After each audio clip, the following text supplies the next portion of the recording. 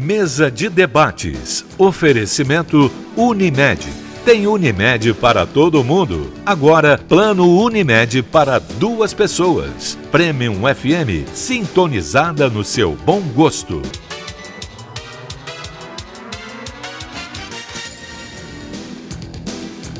Olá, hoje é quarta-feira, dia 24 de janeiro. Está começando mais uma mesa de debates aqui pela TV Juiz de Fora. Para a gente, como sempre, é uma honra estar com você na sua casa. Te peço licença e te faço um convite também para a gente ficar junto hoje até meio-dia. No programa de hoje vamos falar sobre um evento solidário que irá arrecadar alimentos para serem destinados aos haitianos. Vamos falar também sobre uma peça que aborda alguns problemas familiares que podem estar acontecendo na sua casa. Tem uma forma imediata de falar com a gente, um jeito muito simples. É só mandar uma mensagem para o nosso WhatsApp, o número já está aparecendo na tela, é o 988924905. Apresento agora os debatedores do nosso programa de hoje. Bom dia, Luciane. Bom dia, Caio. Bom dia, Gilberto, Marcele, Diogo, Zé Augusto.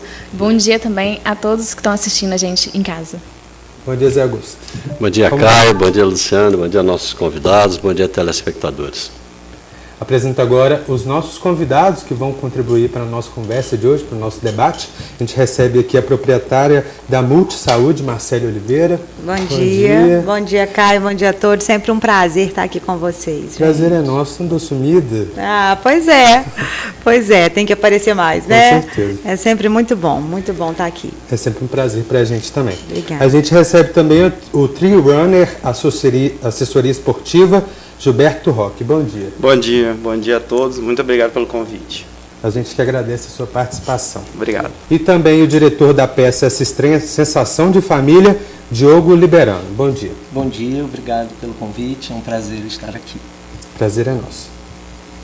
Bom, a ideia que temos hoje de família não é a mesma de tempos atrás. Hoje passamos por um momento de desenvolvimento social e jurídico que amplia o conceito de família e a gente muda esse termo um pouco na nossa prática. Antes existia a figura do chefe de família, que era o líder e responsável pela tomada das decisões e escolhas que deveriam ser seguidas por todos.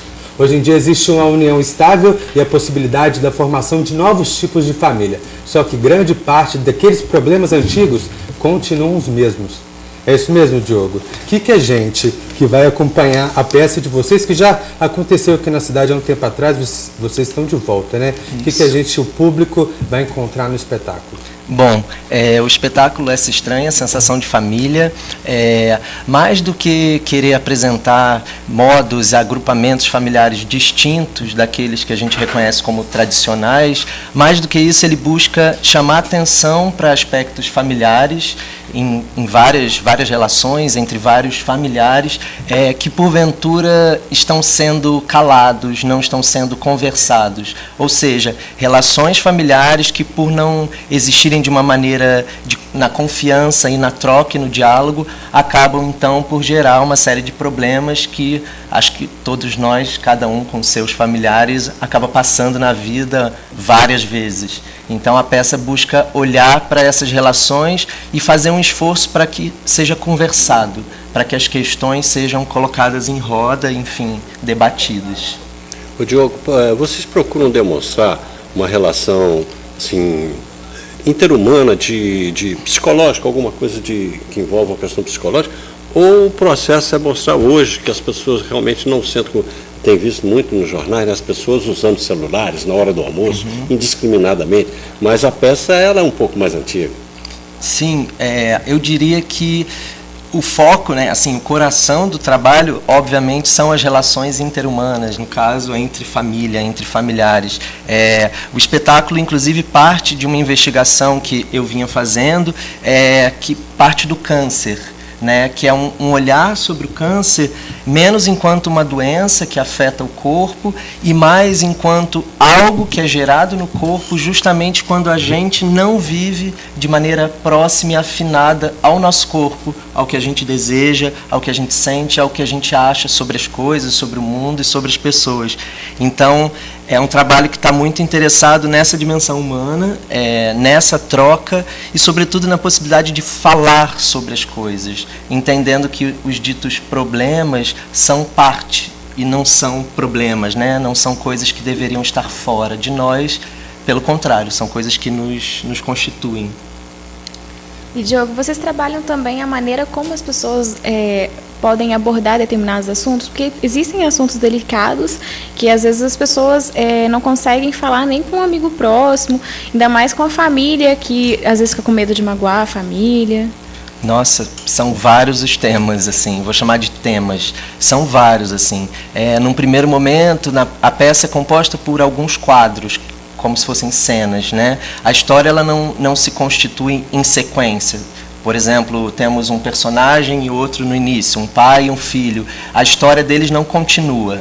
Cada cena apresenta novos personagens em novas situações. E aí os temas vão se atualizando. Então, vou tentar dizer temas de maneira bem clara e que são super delicados, né? A gente está falando do matrimônio e da necessidade do divórcio em algum contexto, não para destruir o matrimônio, mas para nos lembrar que a possibilidade de estar solteiro também é uma possibilidade, ela não é pior ou melhor do que estar casado, né? A gente vai chegando no decorrer da peça a discussões sobre o Alzheimer, a discussão sobre o homossexual, a discussão sobre o trans homem, a trans mulher, sobre aborto, uma série de assuntos que são, primeiro, da condição humana, mas que ganham um contorno, às vezes, porventura, muito, muito violento em relações familiares que podem não ter escuta para essas demandas de cada ser humano. Então a peça, sem dúvida, ela vai indo numa progressão que vai nos confrontando com esses temas, não para resolvê-los e nem para discutir de uma maneira maniqueísta, no sentido, uma pessoa que não aceita um irmão que é trans, ela não é simplesmente uma pessoa equivocada ou unicamente uma pessoa bruta. Ela é alguém que ignora aquilo e que, portanto, precisa conversar sobre aquilo, como eu digo, sofrer aquilo, gastar aquilo, né, para que possa, talvez, sair de um lugar de afirmação e de preconceito e ir para outro. Então, a peça, sem dúvida, está bastante interessada nesses assuntos. Alguns filósofos, Diogo, tratam muito essa questão da interação, né, de falar. As pessoas têm necessidade de falar. Não naquele sentido terapêutico, tem que sentar num divã. Não, as pessoas interagir falando. Inclusive dizem o seguinte, que se deve ouvir mais e falar menos. Quer dizer, o ouvir, você vai estar dando atenção àquela pessoa que tem necessidade de falar, por todos esses motivos que você está aí argumentando, né? Então essa interação ela é importante e trazer isso para o público parece a mais importante. O público consegue interagir nessa peça de vocês? Pode interagir? Sim, sim. Para mim está ficando, como artista de teatro, está cada vez mais difícil chamar o público de público, né? Chamar o público de espectador. Esse trabalho, especificamente, ele é feito no Museu Ferroviário, aqui em Juiz de Fora. Nós montamos as cadeiras que o público senta, ela está completamente junto com a cena, os atores estão sentados juntos com as pessoas que estão ali assistindo, e a peça não trabalha na distância, não trabalha na separação, ela trabalha justamente no diálogo, no encontro e na mistura. As cenas acontecem muito perto, e obviamente, sendo teatro, o diálogo é o que é valoroso. E aí, nesse sentido, o diálogo e a escuta, né? Estamos ali durante 1h e pouca, vendo algo acontecer, né? Vendo encontros, diálogos, conversas, discussões acontecendo na nossa frente, sobretudo ouvindo-as. Então, tem aí também esse lugar absolutamente filosófico, dialético, relacional do trabalho com teatro. E que eu acredito, sem nenhuma dúvida, que no nosso trabalho é super defendido, porque é o que a gente faz e é para isso que estamos fazendo, né? Para que as questões sejam dissecadas, discutidas e mais conhecidas, né? E menos estranhas, menos obscuras, enfim. Ô, Diogo, em março vocês vão levar a peça para o Festival de Teatro em Curitiba. Qual que é a expectativa de vocês? Sim, pois é. O Festival de Curitiba é, sem dúvida, um dos maiores e mais importantes festivais de teatro do Brasil. Ele acontece anualmente. Eu tive experiências ótimas, incríveis, de muito aprendizado, de muita troca lá. E ano passado, quando a gente estreou essa peça aqui, já me veio o interesse de trocar com os atores e atrizes do elenco. Vamos para Curitiba, vamos nos inscrever e arriscar, né? Um gesto arriscado. A expectativa ela não é alta no sentido de que não estamos trabalhando com expectativas, né? Temos um trabalho que acreditamos, vamos ser recebidos lá num festival que tem uma estrutura super bonita, estamos ansiosos pelo encontro com as pessoas, pelas discussões, mas sem dúvida vai ser muito, muito especial em março. Já está torcido por vocês então. Agora a gente vai para o primeiro intervalo do nosso programa de hoje, já voltamos com a mesa.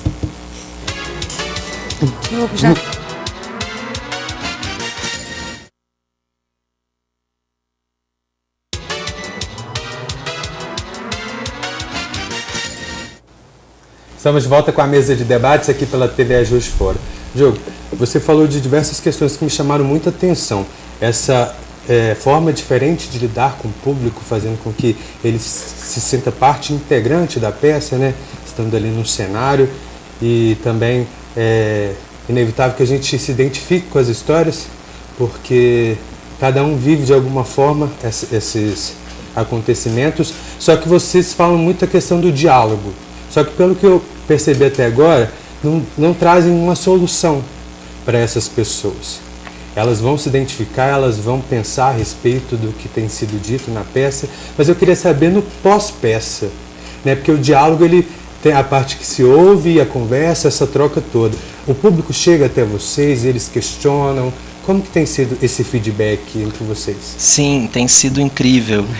A gente estabeleceu, desde o início do ano passado, quando estreamos, uma prática que era, ao término do espetáculo, convidar as pessoas que estivessem ali presentes para, caso quisessem, continuar, para a gente seguir a conversa. E, obviamente, muitas pessoas vão embora, sobretudo muitas pessoas vão embora chorando, afetadas e precisam ir embora. Eu lembro de um amigo que eu falei, você não vai ficar para a conversa? Ele falou, eu briguei o dia inteiro com a minha mãe, com meu pai, eu vou para casa, eu preciso conversar com eles. Eu falei, ok, vá. E ele foi, mas quem fica ali, pós-espetáculo, a sensação é que o espetáculo continua de outra forma, ou que aquela conversa pós-espetáculo, onde as pessoas se colocam, reconhecem que algo falou diretamente com o que elas estão sentindo, ou com o que elas já viveram, a sensação é que aquilo é a peça. Né, no sentido, a peça nada mais é, uma peça de teatro, ou essa peça de teatro, nada mais é do que uma conversa entre o artista e o público, entre as pessoas que ali estão reunidas. Então, sempre após o espetáculo, a gente convida. Quem quiser ficar, fica. Quem não quiser, não, nenhum problema. E a gente conversa, a gente sente, a gente escuta, a gente recebe críticas inúmeras, negativas, positivas, a gente pensa junto, a gente conta um pouco como foi o processo. É bem isso. Diogo, e esse momento pós-peça já fez com que vocês mudassem algum quadro na peça? Ou incrementassem alguma coisa em função do que viram ou ouviram ali? A princípio, eu não me recordo de termos mudado. Talvez por isso que eu venho falando, que o espetáculo, como você mesmo disse, né? O espetáculo, a primeira parte dele, a gente se foi criando até chegarmos a uma pergunta. Ao final de cada cena, a gente tinha uma pergunta. Não uma pergunta que a gente fosse ter uma resposta, uma pergunta que instaurasse um problema, né? uma questão. Então, o espetáculo ele foi construído para que perguntas fossem feitas e para que você, ao ouvi-las, mais do que respondê-las, pudesse se confrontar com aquela pergunta. Porque é isso, muitas vezes a gente sequer se pergunta. O pavor, o desconhecimento é tão grande sobre um determinado assunto que a gente rechaça ele, né? Então, eu não me recordo de termos mudado a peça, porque a estrutura da peça, ela é muito... Ela já é pensada para fora, ela é pensada para vocês que estão ali. Mas, obviamente, é uma peça que se atualiza no ato, né? No fazer, porque ela está completamente sendo feita junto, próxima. Há inúmeras cenas que dialogam com você que está sentado ali. Claro, não de uma maneira abusiva, obrigatória, violenta, ou que te deixaria numa posição desconfortável. É tudo num diálogo bastante, usando essa palavra, familiar, assim, afetivo e cuidadoso. Mas é isso, acho que a peça se modifica. Leva as pessoas à reflexão. Sem dúvida. Sem né? dúvida. O mês de janeiro é o mês da reflexão, inclusive, né? Então levar as pessoas à reflexão. Sim. E isso é muito importante, né? A gente vê muito esses comentários. É você pensar, você fazer uma reflexão, não em si que você vai buscar um processo de realidade, mas para você confrontar consigo mesmo aqueles problemas que estão lhe incomodando. Sim. Então isso aí leva, né, a uma interação com o público, né?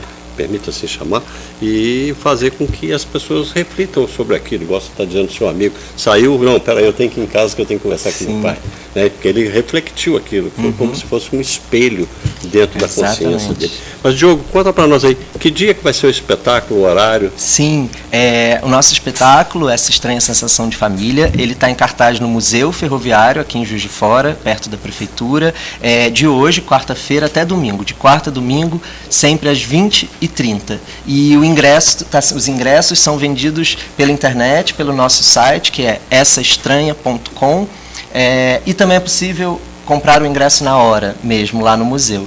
Então é isso, todos convidados. O elenco é composto de quantas pessoas? São 6 atores, 3 atrizes e 3 atores, só eles e eu lá, juntos, nós 7. São todos de Juiz de Fora? São. Os atores e as atrizes são de Juiz de Fora. Eles se reuniram por conta desse projeto, que foi contemplado pela Lei de Incentivo à Cultura Murilo Mendes, e por isso ele está acontecendo. Eles se reuniram para estudos de dramaturgia contemporânea, de escrita para teatro hoje, leram inúmeros textos, foram encontrando interesse por um universo familiar, e aí foi quando eu entrei, a gente fomos juntos desenvolvendo esse trabalho. Como que surgiu a ideia desse tema? Olha, eles começaram o processo estudando uma dramaturgia de 2 autores de Belo Horizonte que já apresentava uma família, digamos assim, com questões, com problemas. Eles seguiram meses praticando, estudando esse texto, e foram entendendo que o universo familiar atraía eles, porque de fato é um buraco, né? As questões não acabam. E aí, no encontro comigo, a gente foi entendendo que isso era o que interessava a eles. E aí essa nova criação, ela foi se constituindo a partir de um desejo de evidenciar ainda mais, a partir de um novo texto e de uma cena, essas questões familiares. Então, tem ali a família sempre esteve muito, muito presente. Diogo, e esse grupo formado por vocês já pensaram em fazer outras peças abordando a questão da família além dessa? Olha, é um grupo de artistas que se reuniram, digamos assim, agora para esse projeto. O encontro está sendo muito lindo, de muito aprendizado recíproco, assim. Eu não sei o que virá, se virá alguma outra coisa, se será sobre família, mas assim, não tenho dúvida do quanto há potência no sentido de alegria nesse encontro entre esses artistas, assim, né? Essa criação que pra gente foi dificílima em todos os sentidos, ela só foi possível por conta do encontro, né? Do desejo de estar junto, de fazer junto. Então, eu não consigo acreditar que encontros assim não se desdobrem e não gerem outras coisas, mas também não tenho muita ansiedade para deixar que as coisas aconteçam no tempo delas. Isso é importante. Você já falou um pouco a respeito do processo de criação, que é um processo muito importante, desde pensar, de estudar a peça.